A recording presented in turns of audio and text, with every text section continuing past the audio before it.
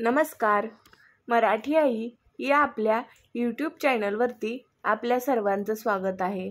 मराठी आई या यूट्यूब चॅनलवरती आपण pregnancy tips, parenting tips, baby care tips याविषयी नेहमी चर्चा करत असतो. तर तुम्ही अजूनही आपल्या मराठी आई या यूट्यूब चॅनलला सबस्क्राईब केलं नसेल तर नक्की सबस्क्राईब करा. प्रेग्नन्सीमध्ये 70 ते 80% महिलांना बीपीची समस्या जाणवते. एकतर बीपी खूप वाढला जातो, नाहीतर बीपी खूप लो होतो. तर हाय बीपी असेल किंवा लो बीपी असेल तर कोणती खबरदारी घ्यावी याविषयी आज आपण चर्चा करणार आहोत. त्यामुळे हा व्हिडिओ शेवटपर्यंत नक्की पहा. गर्भावस्थेत नेमकं होतं काय? तर आपल्या पोटाचा आकार वाढतो आणि पोटाचा आकार वाढला की प्रकर्षाने आपलं वजनही वाढत असतं आणि शरीरावरती ताणही येत असतो. तर होतं काय, गर्भावस्थेदरम्यान आपल्या हृदयाला जास्त रक्त पंप करावं लागतं. त्यामुळे आपल्या शरीरावर ताण येतो आणि प्लेसेंटाचा विकास यावरही परिणाम होऊ शकतो. प्रेग्नन्सीमध्ये बीपी वाढला तर अर्ली डिलिव्हरी होऊ शकते किंवा त्याचा बाळावरही परिणाम होऊ शकतो. जर बीपी वाढला तर पोटामध्ये बाळ गुदमरण्याचाही त्रास होऊ शकतो. आपलं बाळ हे ॲम्निओटिक फ्लुइडमध्ये पोटामध्ये तरंगत असतं.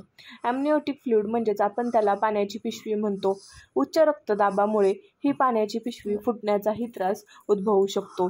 त्याचसोबत उच्च रक्तदाबामुळे हातपायावरती किंवा चेहऱ्यावरती सूज येते. प्रेग्नन्सीमध्ये बायकांनी जास्त हालचाल केली नाही तर असा उच्च रक्तदाबाचा धोका संभवतो. त्यामुळे प्रेग्नन्सीमध्ये काय काळजी घ्यायची ज्याने आपल्याला हाय बीपीचा त्रास होणार नाही याविषयी आपण चर्चा करत आहोत. त्यात पहिले तर आपल्या आहारात पुढे दिलेल्या गोष्टींचा समावेश करावा. त्यात येतं सगळ्यात पहिलं म्हणजे कारलं. कारल्यानेही आपला उच्च रक्तदाब म्हणजे हाय बीपी कंट्रोलमध्ये राहतो. कारलं हे आपल्या ओव्हरऑल सर्वांगीण विकासासाठीच चांगलं मानलं जातं. पण कारल्याच्या कडवटपणामुळे बरेच लोक कारलं खाण्याकडे कानाडोळा करतात. दुसरी गोष्ट म्हणजे दुधी भोपळा.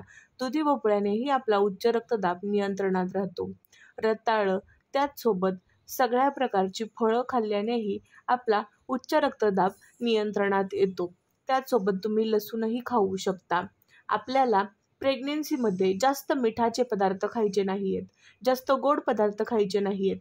पॅकेट फूड तर पूर्णपणे अवॉइड करायचं आहे. आपल्याला प्रेग्नन्सीमध्ये ड्रिंक स्मोक करायचं नाही आहे. याने आपला रक्तदाब वाढू शकतो. प्रेग्नन्सीमध्ये तुम्ही योगा करू शकता, व्यायाम करू शकता, हलके फ्लोअर एक्सरसाइज करू शकता, वॉकिंगला जाऊ शकता. त्याचसोबत मेडिटेशनही करू शकता ज्याने तुमचा रक्तदाब नियंत्रणात राहील. त्याचसोबत तुम्हाला स्ट्रेस आणि टेन्शन घ्यायचं नाही आहे. आवळा हा सुद्धा तुमचा वाढलेला बीपी कंट्रोलमध्ये ठेवण्यासाठी एकदम गुणकारी मानला जातो. अशा वेगवेगळ्या गोष्टी करून तुम्ही प्रेग्नन्सीमध्ये तुमचा वाढलेला बीपी कंट्रोलमध्ये आणू शकता आणि आपल्या बाळाची अर्ली डिलिव्हरी होण्यापासून वाचवू शकता. त्याचसोबत आपल्या शरीराचं होणारं नुकसान म्हणजे पायावर येणारी सूज, चेहऱ्यावर येणारी सूज, आपल्याला श्वासोश्वासात कधी जडपणाही जाणवतो. या सगळ्या गोष्टींवर आपण मी सांगितलेल्या गोष्टी आजमावून नियंत्रण आणू शकतो. आशा आहे की तुम्हाला माझी ही नवीन व्हिडिओ आवडली असेल. थँक्यू.